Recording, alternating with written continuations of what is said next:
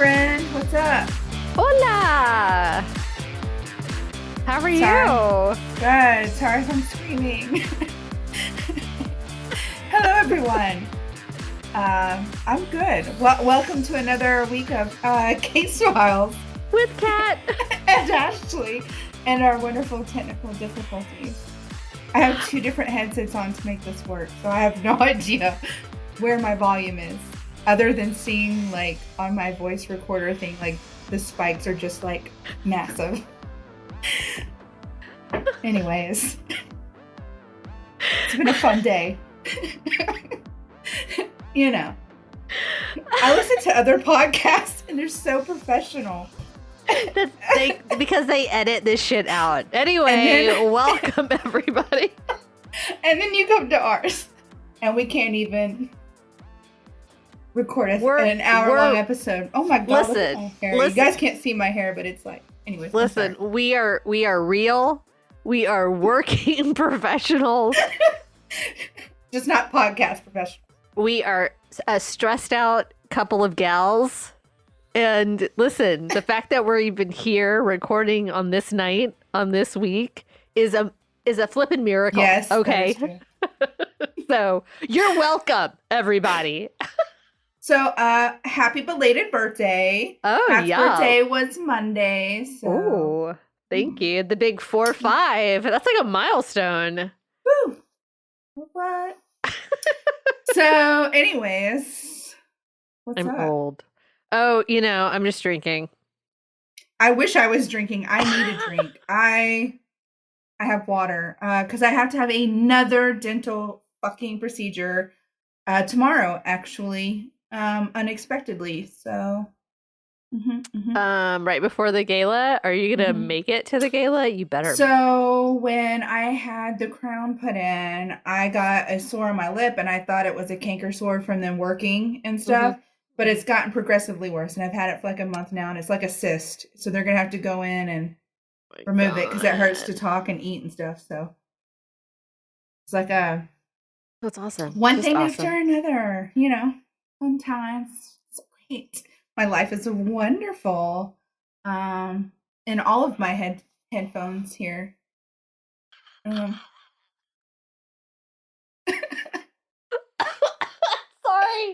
Oh god. Guys, my laptop is like a dinosaur, and it's just so slow, and so even restarting it takes like 35 minutes. So anyways, all right. What do you have for us? What do you have for us? So my question, I literally just didn't even bother with the question of the week since social media went down Monday, and everyone was like in disarray of what to do with their lives. So my question was just, what did you do during the social media blackout? I went and knocked on my neighbors' doors to show them what I ate. Oh, okay. I'm just kidding. No, I saw that. Someone posted that. No, I actually went on Twitter. That's exactly what I did. I don't use Twitter. And it was really funny to see all the memes about Facebook and Instagram users running to Twitter. It was funny because there were Squid Game. If you haven't watched that, you should. I haven't watched it. Squid Game references that were just killing me. They were just making me laugh so hard. I was like, that's so funny. You should watch that show. It is. I know. I keep getting told that. I just haven't done it yet. Yes, you have to read subtitles. Don't do the dubbed. Yes, you have to read subtitles. But OMG, like there were times where I didn't even read. I was so captivated by the acting, so captivated by the performance on the screen that I was like, I get what's going on. Like I just got it. But I would have to rewind it sometimes and go, oh, I got too caught up in the visual that I'd have to go back and read what was actually said. But there was an article I saw come out that I guess the subtitling was not always accurate, or wasn't that accurate at all. In fact, I probably lost some of its poetry to the actual language, but there you can only read so many words in on a screen at a time before you're just missing the action on what's happening. It's so good. Anyway, we don't normally talk about TV shows, but when someone told me about, I was like, this is a real game, because they didn't tell me it was a TV show, and I was like, they fucking kill people on TV, and they're like, yes, and I was like, in real life, and then I eventually realized it was a game, and I'm like, okay, I mean a TV show. I was like, Jesus Christ, it's like, but because nothing in 2021 would surprise me, right? Like I just assumed. Someone was like, yeah, but they're homeless. I was like, hold on. What? That just, right? I was like, that doesn't make it any better. They're taking up homeless people and they're playing red light, green light, and they're killing people? What's happening? So yes, I will. Okay. I will be watching it. Yeah, so that's what I did during the blackout. As you know, I do social media for clients, and so I had a ton of clients freaking out, asking me if Facebook was ever coming back, and and other questions. And so it was this has just been a fun week for me. Were we one of really them? Really fun. No. Your stuff is pre-scheduled, so. Okay. No. Anyways. All right, now that we've lost everybody. I don't really have trivia, except for, I don't know if you saw, they found the Zodiac, or who they think is the Zodiac killer officially, which I thought they already had. So, no, this is the first, yeah. Yeah, and so it turned out his full name was what was used to crack all of his codes and stuff. Like, that easy, right? And I'm like, it was like, right. They had to take out all of the letters of his name in order to crack the code. But what is the code then? So, like, did that get posted? Yeah, did that? I just saw it, like, right before we started recording, that it was his full name, and that they linked it because of some other murder that he got, like, they discovered, yeah. Yeah. Yeah, the scars on his forehead were the same as the ones in the sketching. Wow. Amazing. So that's amazing. Crazy. Yeah. If that's real, if that's, like, true, and not like, it's Ted Cruz, though he does look like the sketch, you know. And so Sarah told me about a podcast, and I'm bringing this up because you did a story on the Black Dahlia. Mm-hmm. And she told me about this podcast called The Root of Evil, and it talks about the family. What's the suspect's name in the Black Dahlia? The main suspect, the Hodel. Mm-hmm. So the podcast is from two girls that are in the family, and they talk about the family, and it's insane. Like, the Black Dahlia murder is like just another day in their family. Oh. And so it's a really good series. It's called The Root of Evil. And if you're interested in the Black Dahlia or anything about that family, I don't normally talk about other podcasts, but that is insane. Like, their family is legit insane. Oh, I can't wait. When the Black Dahlia murder is like just another day for a family member, you can only imagine. So I just wanted to throw that out there because you covered it. And so I just thought, anyways, it's a good podcast. All right. So I have been talking about my story, about doing this story for like 15 years now. It's a disappearance case. We all know I love disappearances. I am just fascinated by them because I don't understand how people can just disappear and never be seen again.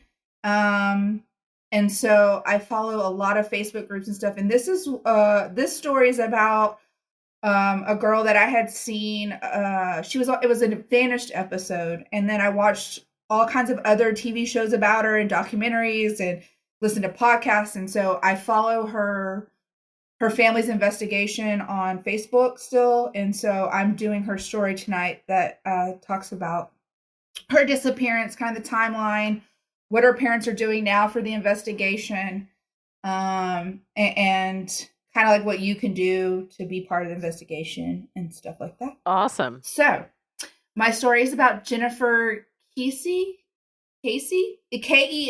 You would think I would know how to say the last name, but we all know I don't know how to pronounce words. Kesse? We're just going to say Kesse. Kesse. Jennifer Kesse. I'm very sorry. No disrespect. I just cannot pronounce the English language. Jennifer Kesse. Kesse. We're just going to say Jennifer. Jennifer disappeared at the age of 24 from her condo in Florida on January 23rd, 2006. So shortly after she vanished, her car was found parked about a mile away from her condo. There was a security footage that recorded a person parking her car and walking away. However, this person has never been identified due to the poor camera quality, and the person's face and any distinguishing physical feature was obscured, and this case is still open today, very actively open today.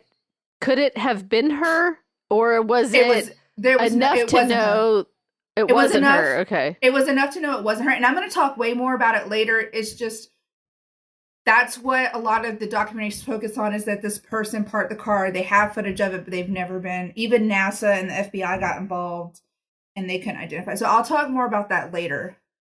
Yes. How can we take a picture of Saturn and not be able to have good surveillance material? Well, I will explain why the footage couldn't be used, or why they couldn't figure it out. Speaking of NASA. So I'm going to talk a little bit about Jennifer as a person, and then her disappearance, the timeline of events, what's been happening, like I said, throughout the years with her family and all of that kind of stuff. So I'm just going to talk a little bit, like I said, about the investigation, like what her family's doing, why her family is upset with the police, that kind of stuff. All right. Ear itch, guys. Sorry.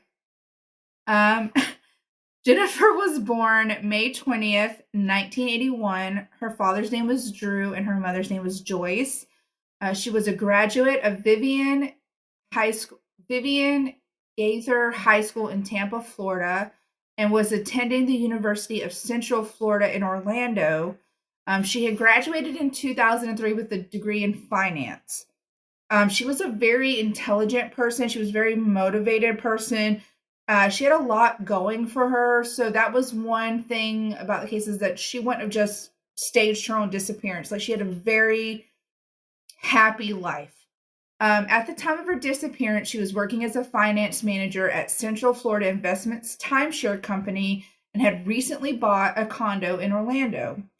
The weekend before she vanished, she had went on a vacation with her boyfriend, Robert Allen. They had gone to the U.S. Virgin Islands. They had a great time. The vacation was perfect. She called her mom. She was very excited. When they got back, she was like just really excited. So it wasn't like there was an issue on the vacation and something happened. However, they did return on Sunday, and she stayed the night at her boyfriend's home and then drove straight to work on the morning of January 23rd, 2006. Jennifer was last seen leaving work around 6 p.m. on January 23rd. She had spoken with her father around 6:15, and then she had called her boyfriend around 10. So she was very close to her family. She would call them every day and let them know that she was, updates in her life, that she was heading home, that kind of stuff, because they lived 2 hours away from her. So it wasn't like she saw them all the time. So even though, like I said, their vacation with her and Rob had gone really well, that night on January 23rd, they had gotten into an argument on the phone. There was an upset because of the long distance, because Robert lived 3 hours away. So he, like I said, they lived 3 hours apart. It was a long distance relationship. They didn't see very much of each other because she was working a lot. And that was just kind of taking a toll. And so they got into it about it. And, they hung up, and that was the last time anyone spoke to her. And so she was in the habit, like I said, of texting and calling people she cared about. And every day she would text or call Robert before she left for work. And he hadn't called her or texted her that morning. And he kept trying to call her, but it kept going to voicemail. And he knew that was very unusual, but he thought it could be because she was upset with him still about the argument they had. Right. And so he was like, okay, well, I'll just talk to her after work or something. I'll give her some time to cool off. I'll talk to her when she gets off work. And he kind of just let it go.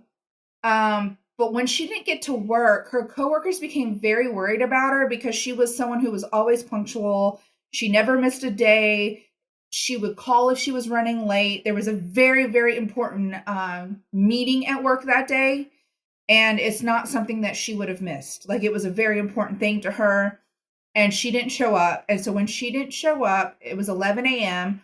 Her employers contacted her parents, who immediately got in their car to drive 2 hours from their Tampa home to hers in Orlando. So her parents, when they got to her condo, they noticed her car was missing. But when they got to her door was locked. There was no sign of like anything crazy. They got they had an extra key to her condo, so they opened up, they went inside. Nothing was out of place. There was like a wet towel, her sleeping clothes were on the floor, there was like makeup on the counter. So it very much looked like she had gotten up for the day, took a shower, got ready for work. Her mom noted that like the new pair of high heels she had bought that she was real excited about was missing from the closet that she would have worn for work. So it very much looked like she had done her normal routine minus talking to her boyfriend. So like I said, it looked like she had prepared to leave for work that morning. So this is a timeline that was put together by the police based on witness statements. So January 23rd, 6 p.m., Jennifer leaves work, calls her parents. That's the last time anyone from her actual family heard from her. So she arrives home for the first time after leaving vacation, because when they got back, she stayed with her boyfriend. 10 p.m. that night, her and her boyfriend talk on the phone. They have their little disagreement, but they still say goodnight. And that was the last time he heard from her. So Tuesday, January 24th, the next day, from 7:30 to 8 a.m., the investigators initially believed that Jennifer was abducted as she was walking to her front, either walking from her front door to her car or like somewhere in between, like in the parking lot. They do believe that she walked away from her condo, that it was not something that happened while she was in her condo, because of the fact that it was locked. There was nothing disturbed, nothing was stolen. So at 8 a.m. to 9 a.m., her boyfriend, like I said, who normally would have heard from her, calls her on the way to work. It went directly to voicemail. Again, he chalked it up to her being upset with him and the fact that there was this very important meeting she had to get to at work. So he figured, well, maybe she just went in early. You know, she was kind of stressed about that. Maybe she was in the meeting and her phone was off. So again, her parents called him. When her employer called her parents called him to see if maybe he had heard from her, if he knew where she was. And that's when everyone really started getting worried, because her job hadn't heard from her. None of her coworkers, her parents, none of her friends, her boyfriend, no one knew where she was at this point. So 11 a.m., of course, alarmed by the no call, no show, her employer contacts her parents, which I already mentioned. They reported everything seemed normal. At 12 p.m., 1.2 miles from her condo, surveillance camera at an apartment complex recorded a person in the act of parking her car and walking away. The car and footage, though, was not discovered until 2 days later. And I'll talk more about that later. At 3 p.m., her parents and her brother arrived at her apartment. They found evidence that she had been home that morning. Of course, they called the police at this point. They filed the police report, but she was an adult. And as an adult, police kind of say, well, she could have left on her own. She's not really missing. She, maybe she just needed a break from everything. You know how, yes. So this was on the 24th because she was home. There was a wet towel. Her heels for work were missing. Her work clothes. So the only thing missing from her apartment was her work clothes, her cell phone, her keys, her purse, and her briefcase for work. All of her other stuff was there. All of her furniture, her jewelry. There was no sign of struggle. Absolutely nothing was missing. The door was locked. It really looked like she had been there and got ready for work and left. And so because on the 24th, but then on the 26th, when they found that footage, did they do a missing person at that point? Well, on the 26th, at 8 a.m., they had put her car on the news, photos of her car, and someone at the complex where her car had been found. This is how her car was found. On the 26th, someone saw her car on the news and called and said, "Hey, I see that car in the parking lot here. I don't think it belongs to anyone that lives here." And so at that point, the police went to that apartment complex, got the footage. And so that's how they found out that her car was there, is because they had finally, her parents had put a picture of her car asking people, like, have you seen our daughter? Have you seen this car? Okay. So that's kind of the timeline from the day she went missing to the 26th.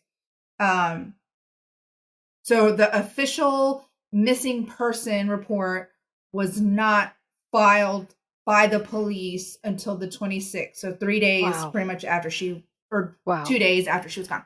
So as far as the investigation goes, again, there was no sign of forced entrance. There was no sign of struggle inside of the condo. Investigators initially theorized that on January 24th, Jennifer left for work, she locked her front door, and was abducted either immediately or walking to getting into her car. On January 26th, around 8:10 a.m., her black 2004 Chevrolet Malibu was found parked at the Huntington on the Green, which was another complex, again, a little over a mile away. Investigators were excited because they did realize or discover that there were hidden cameras at the apartment that were pointed at the part of the parking lot where her car had been parked. The cameras, however, were designed not to capture continuous movement, but to capture images every couple of seconds. So every 3 seconds, the cameras would take a screenshot. And the surveillance footage showed an unidentified person of interest dropping off her car around noon, the day she went missing. Investigators were disheartened to find that the best video capture of this person in 3 separate snapshots were completely obscured by the fencing of the pool around the complex.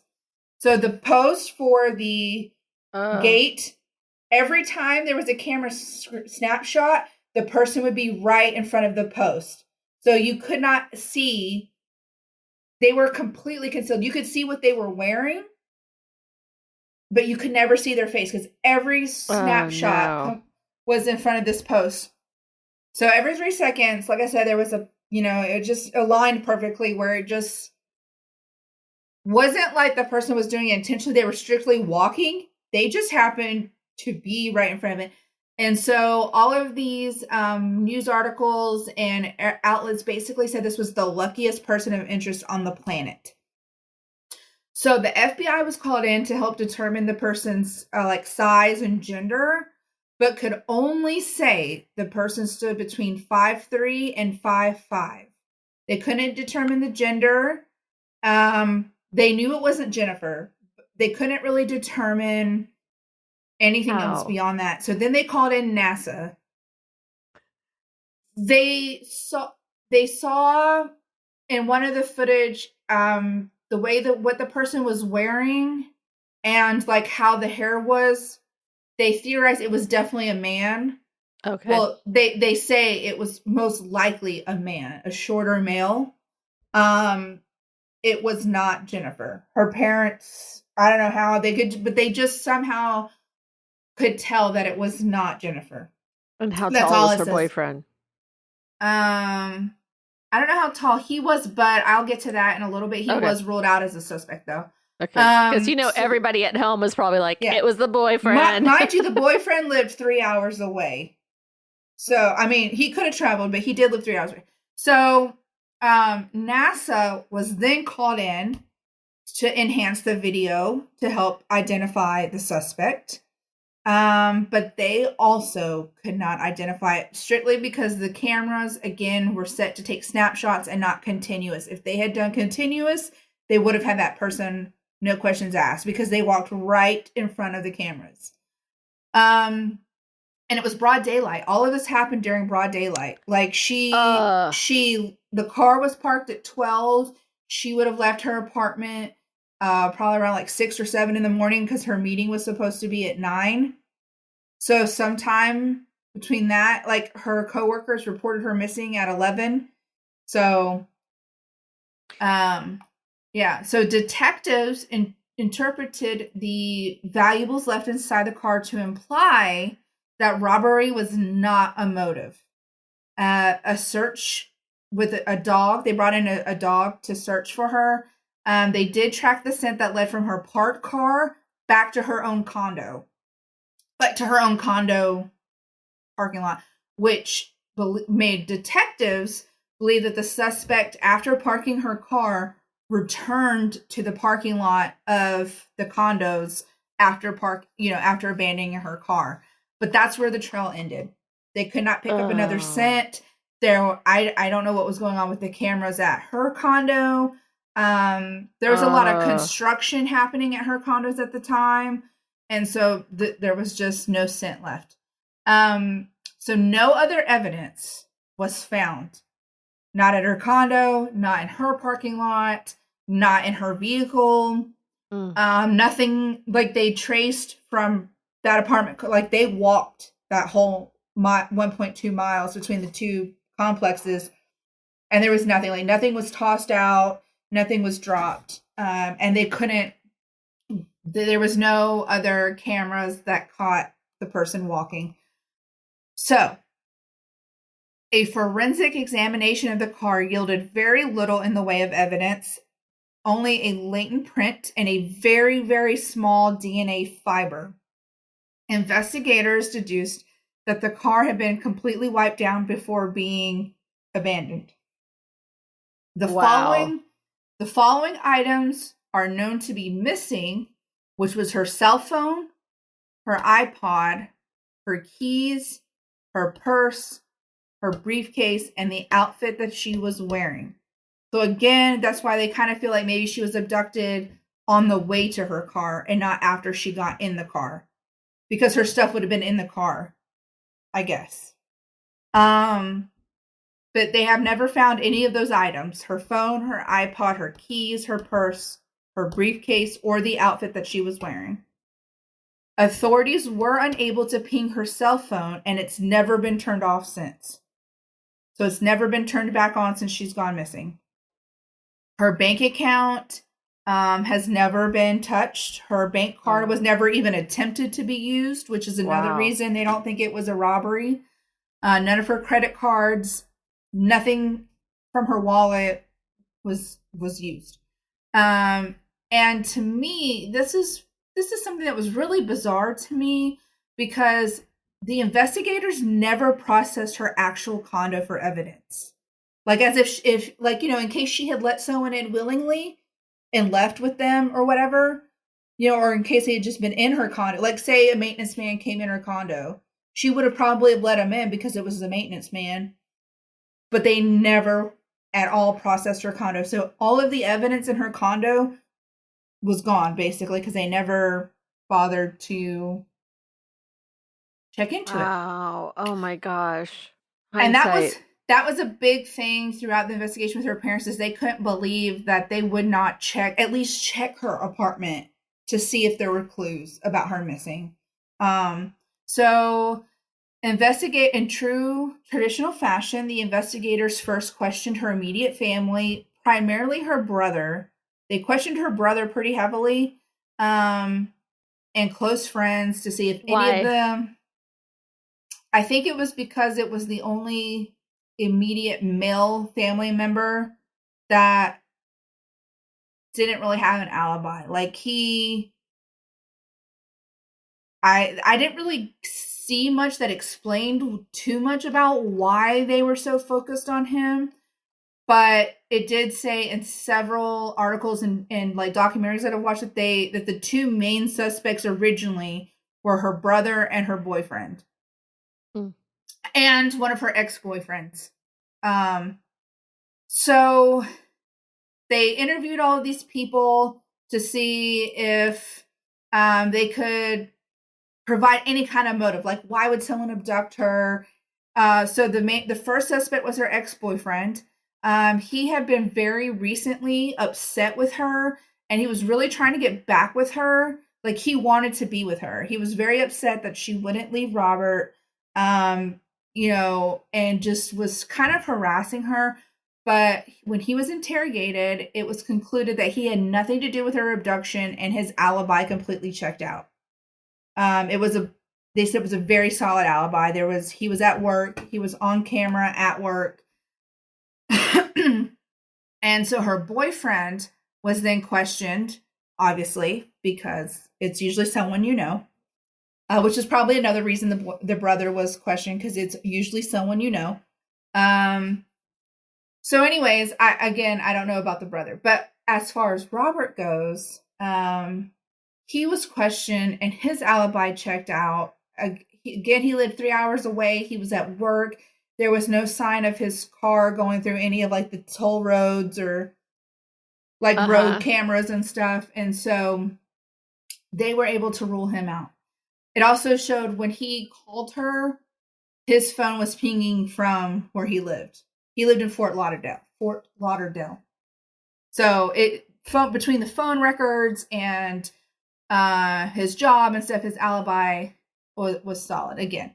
So at this point, they had no idea who it could be. They had no suspects. She was a very well-liked person. She was a very happy person. She didn't really make enemies. Like, it wasn't like she was, like going out. Like, she didn't go out and party. She really was focusing on her job and her schoolwork, and she had just moved into this condo, so she was really excited about that. And so she was just trying to really advance herself in her career and her school and stuff. And so that's what her main focus was. So again, they were like, why would someone, kidnap her? And so again, they had no suspects. At the time of her disappearance at the condo complex she had moved into, they were undergoing a major expansion. So they had a lot of non-English speaking workers. And that was a very big barrier when they were doing the investigation, because the construction workers would act like they couldn't understand what the investigators were saying. And even when they brought in like interpreters, it was still like they weren't really talking. They didn't really give any information. But Jennifer had told her family that these construction workers were constantly catcalling her, whistling at her. They harassed her, and they made her feel very uncomfortable. And so again, because of that language barrier, and they're hesitant to respond to the investigators. They didn't really want to talk to the police. It made it very hard for them to interrogate them. And so no other leads regarding them were discovered, even though Jennifer's family really believed that it could have been someone that was a construction worker there, and then they could have buried her under the construction work or something. That was a big theory that oh my gosh, had. I totally thought that. Not I didn't know about all those construction workers, but I was like, there's no money being spent. The purse is gone. The cell phone is gone. All of this, like, it would have been pinged unless there was like cement. Yeah. Like thrown over her. Ugh. Yeah. So, the family for a long time, like I said, really believed it was the construction workers. Anyway, so no leads were discovered regarding them. They didn't want to work with detectives. Right. They were really forced to work with them because there was no evidence that they did anything, so the detectives couldn't, hold them. So anyways, the detectives at that point then turned their focus to her place of employment, and they started questioning her coworkers. Her computer was taken for a forensic exam. It was learned that a manager where she worked at the timeshare company, she was having issues with him. He wanted to be with her as well. She was a very pretty, petite, blonde, very outgoing. She was very attractive. And so there were several men, her ex-boyfriend, her manager, these construction companies that were, going after her. And so he had wanted this relationship with her, but she had refused his advances because she claimed she was against workplace relationships. And so that was her excuse. I don't want to date someone I work with. I'm in this relationship with someone else. Like, basically like what the things that she could say without him retaliating and firing her, basically. And so detectives interviewed him multiple times because at this point, at this point, he was like suspect number one because they could physically see evidence where he was, unlike with the construction workers where she just told her family that they were harassing her, they could actually see her manager was harassing her through these communications. But they interviewed him several times. Ultimately, they were able to rule him out as a suspect. And again, they were left with nothing. Investigators and her friends and her family then came to the conclusion that their theory was that she became a victim of human trafficking. So they feel of all of the theories, that this is probably the most likely one because of it was Florida, it's near a port. She's a very beautiful young white female. And the fact that nothing was missing, all this kind of stuff kind of led to, well, that's a very probable outcome. Wow. So in May 2007, Jennifer's company, led by a man named David Segal, offered a $1 million reward for information leading to her whereabouts, with a deadline of July 4th, and the stipulation was that she had to be alive. Wow. It was never claimed. No one even tried to claim it. Nothing happened. So then a $5,000 reward for information leading to her whereabouts of her remains was available through a Central Florida crime line.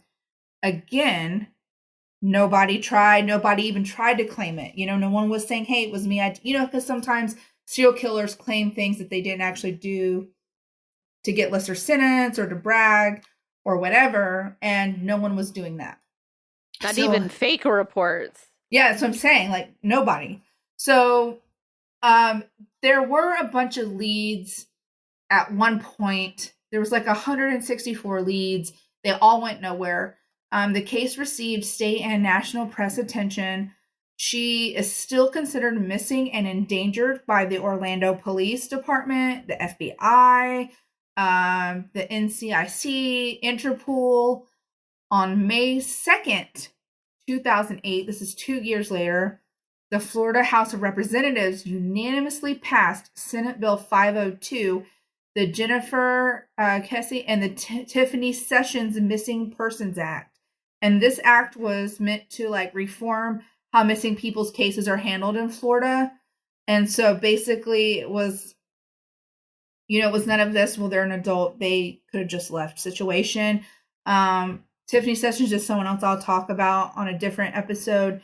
But because of these two cases in particular in Florida, they did pass a bill that has helped find other missing women in the future. And so as of June 10th, 2010, the FBI took the case over from the Orlando Police Department at the urging of Police Chief Val Demings. Jennifer remains on the FBI's most wanted missing list. So 10 years after her disappearance in 2016, the detective for the Orlando Police Department said, imagine waking up and your daughter is nowhere to be found. You can't reach her. You can't locate her. The police can't locate her. Hours turn into panic and days turn into your worst nightmare. I cannot imagine the nightmare that Jennifer's family has been sleepwalking through for the last 10 years. So, at that point, Jennifer's family had been largely disappointed with the police. They didn't agree in the investigation. They felt like the police department was withholding like lots of information from the family. They had like this 2-page document. The police had little contact with the family. The father's like, we need this information. They actually sued the police department to release all of the information that they had on the case because the police department did not want to give any documentations to the parents. They did not want to leave them or release the investigation. And so the family sued. Why? The family sued. They had to sue, and they received there was like a 16,000 page document or some high number for the investigation. And so they got that, and they began to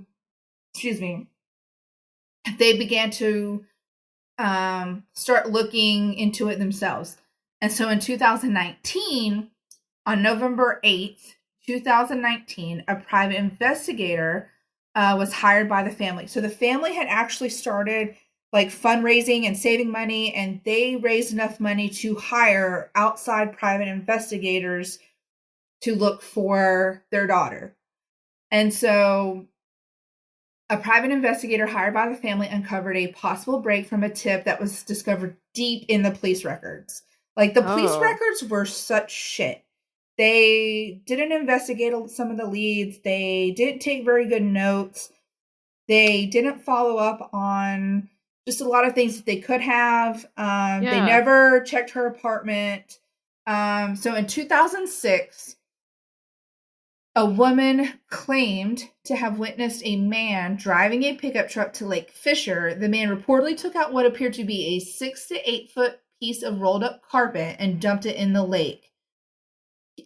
Despite a 3-day extensive search of the lake and its surrounding area conducted by the sheriff's department, a dive team and cadaver dogs, there was no sign of Jennifer. There was no, they couldn't find the carpet.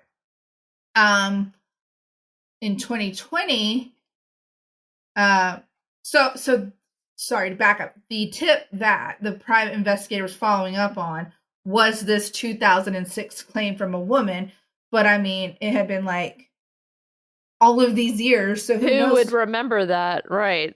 Like who would know what happened? Anything could have happened to that body or the carpet or anything in that amount of time. Wow. So in 2020, new photos of Jennifer's car were released in November of 2020 that the family actually hadn't seen before. And these photos, mind you, she went missing in 2006? And January 23rd. And this is 2020 now, November 2020. They had never seen these photos.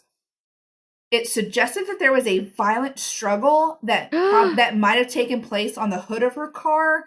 It said it looked like someone was thrown down on top of the hood, arms spread out, and then dragged back almost like off of the hood to the point where you can almost see fingers scraping down the hood, trying to like stop them. Oh my God, I just got the chills all over my body. In addition to the new photos of her car, investigators also uncovered a previously unseen fingerprint belonging to Jennifer, as well as a large boot print near the gas pedal of her car.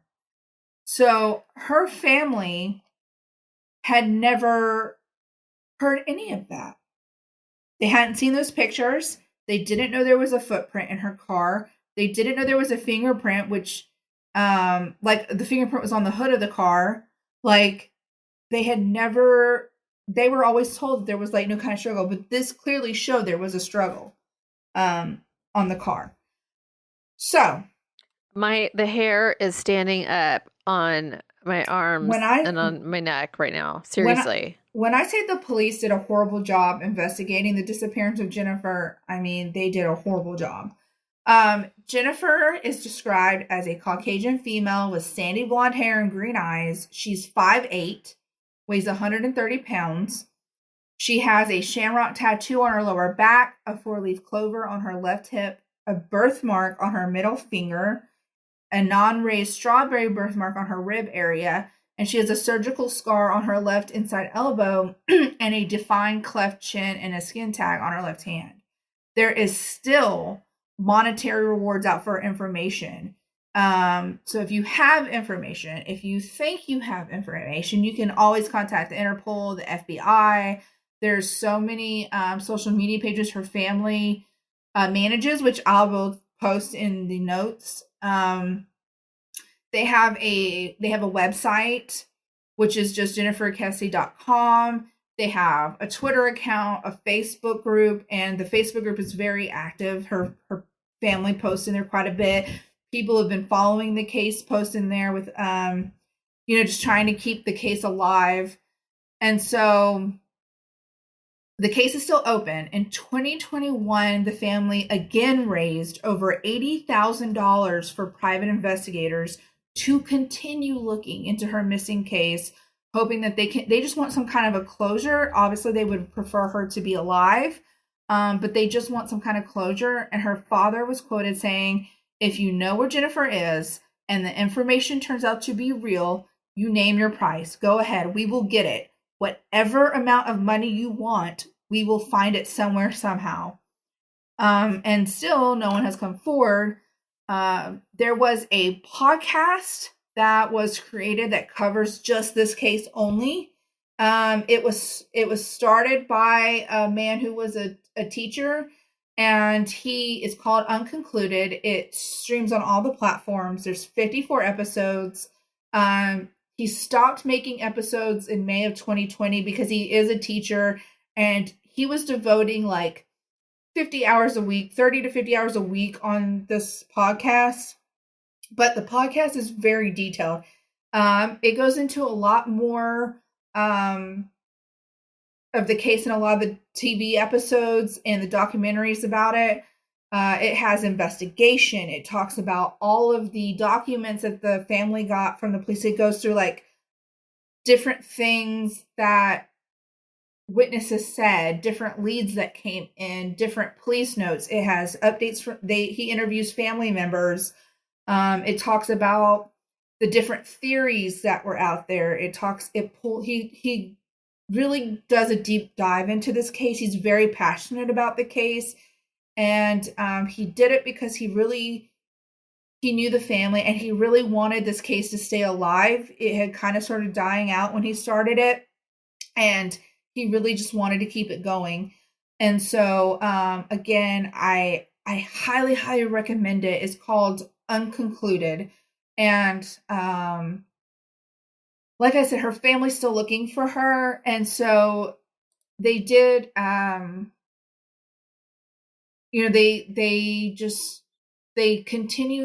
themselves search for her. They have these private investigators looking for her.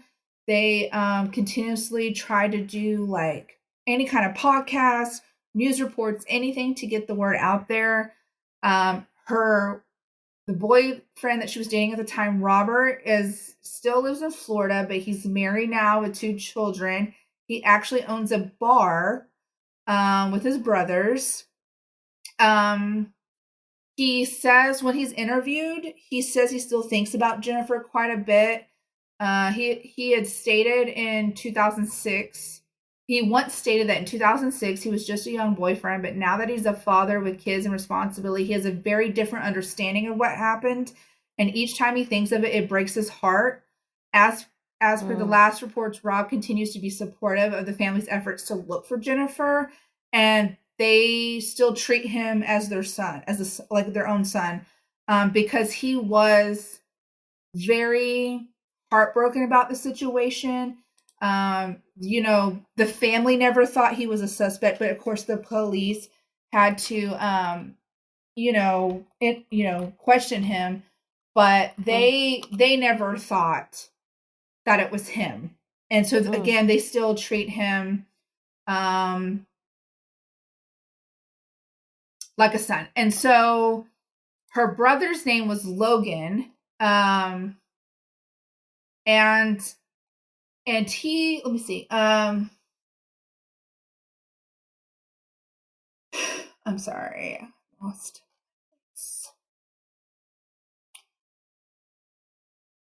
Just pretend that I'm talking. Oh, okay. So her brother Logan, so on the night of January 23rd, the night that she came back, so Jennifer had spoken on the phone with several people, her family, her boyfriend. Her brother Logan informed her that a friend he had over to her condo that weekend. So her brother was at her condo the weekend that she was on vacation, and he had a friend over and claimed that his friend left his work cell phone behind and asked if she could FedEx it to him. She said that she would do that the next day.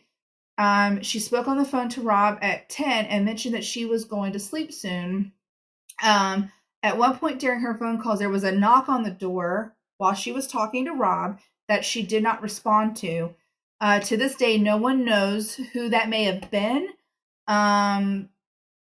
Across the street from her condo complex, there was a bar called Blue Martini, and that's where her ex-boyfriend Matt, the one I told you was like kind of obsessed with her, he was drinking and by all accounts very drunk. Like witnesses say that they saw him across the street at this bar from her condo. During an interview on that podcast I mentioned, the Unconcluded podcast, Jennifer's mother, Joyce, said that Matt did not live anywhere near there. There would have been no reason for him to be in the area or to be at this bar. According to different accounts, he lived by the University of Central Florida, which was 25 minutes away from the Blue Martini. According to different accounts, Matt and his brother spent time with Logan over the weekend at Jennifer's condo. So her brother invited her ex-boyfriend or brother, they were not sure which, or both, to hang out at her condo. And so I guess that in turn is a big reason why he was associated, right? The brother. Matt was still friends with Logan and would have known about her trip with her boyfriend. And so there's a lot of accounts online that state he was also dating someone. But that doesn't really, stop someone. Anyways, the person he was supposedly dating at the time, the reason that's important is because that person was not with him at the bar that night. He was by himself. And it should also be noted, he did not go to work the next day.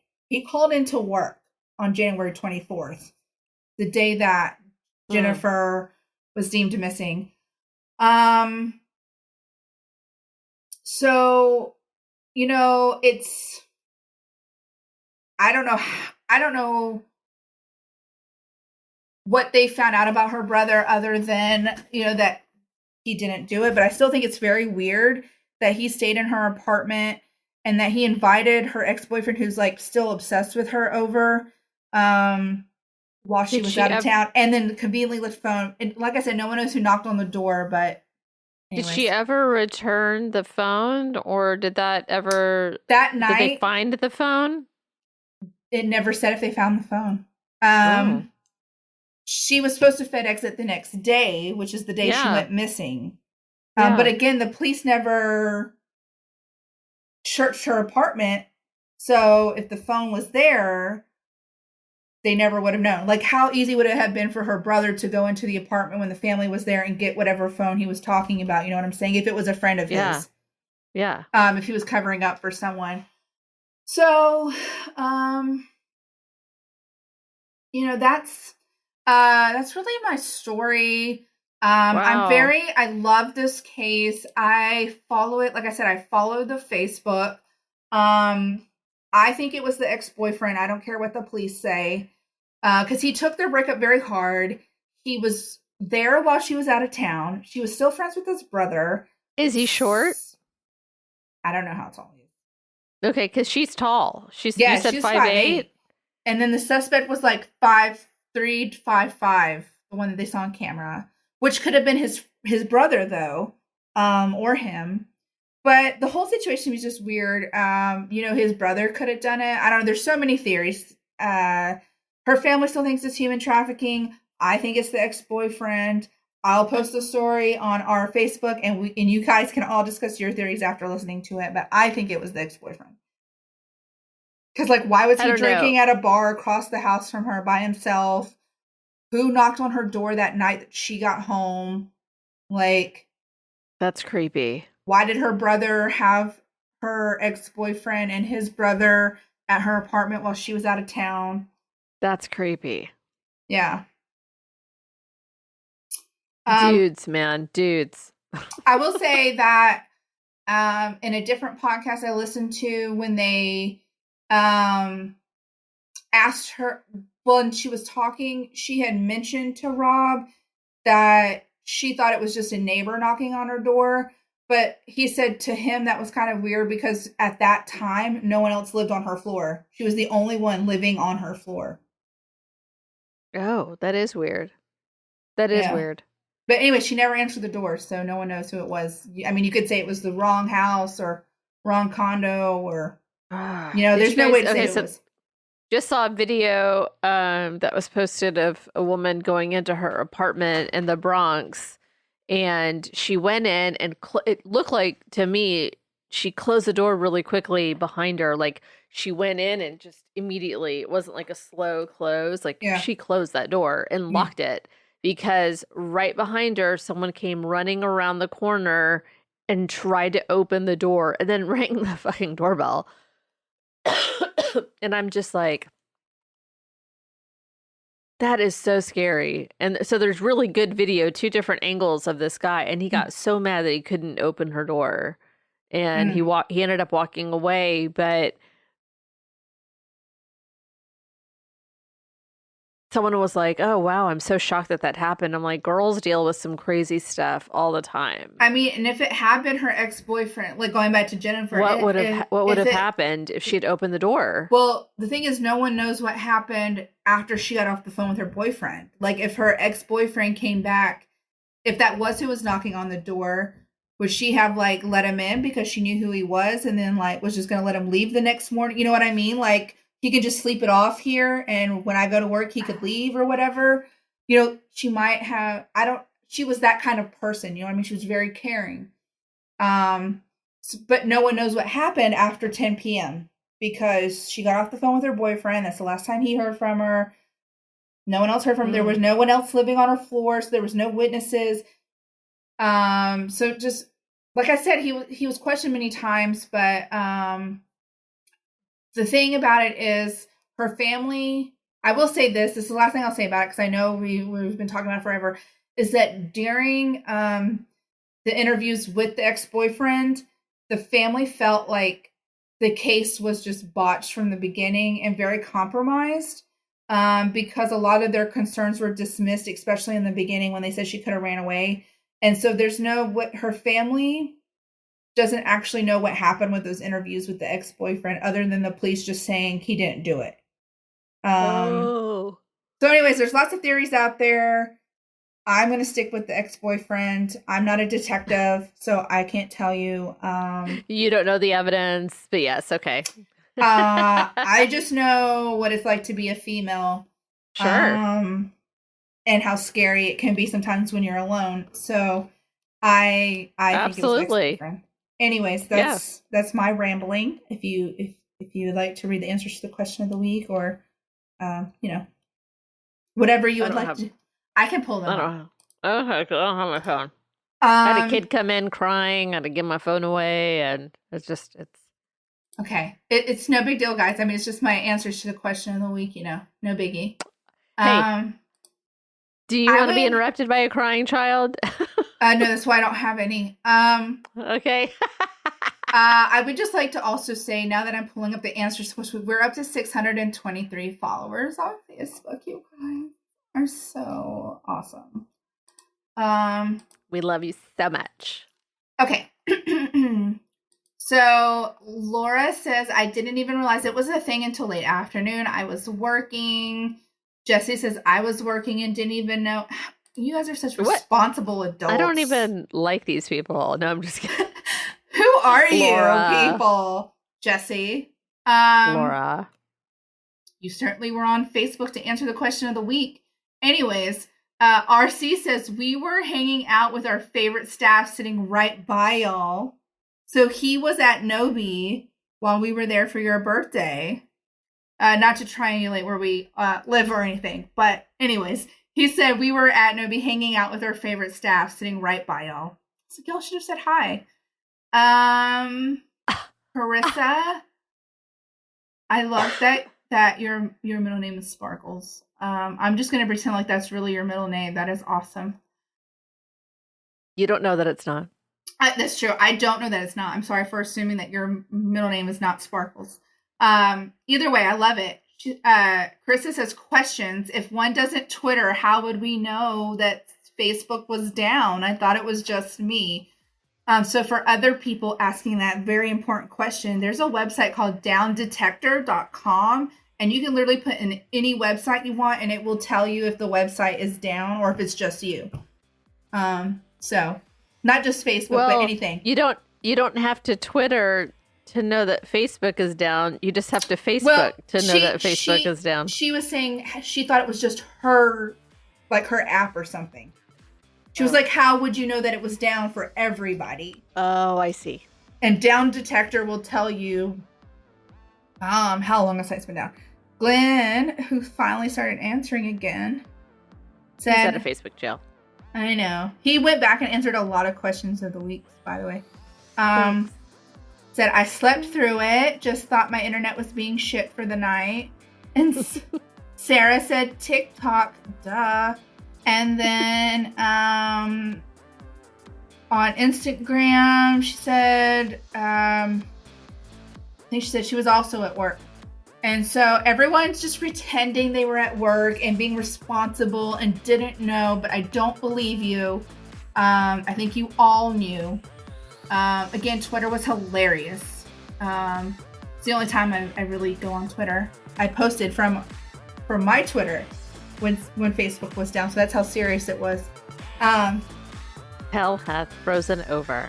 All right, everybody. Well, thank you for joining us this week. Next week, you know what? Y'all are going to be lucky if I manage a story, because I'm taking a vacation and we'll see if it happens. Don't keep your hopes up. I'm taking a week off, and so we'll see if I can actually make something happen.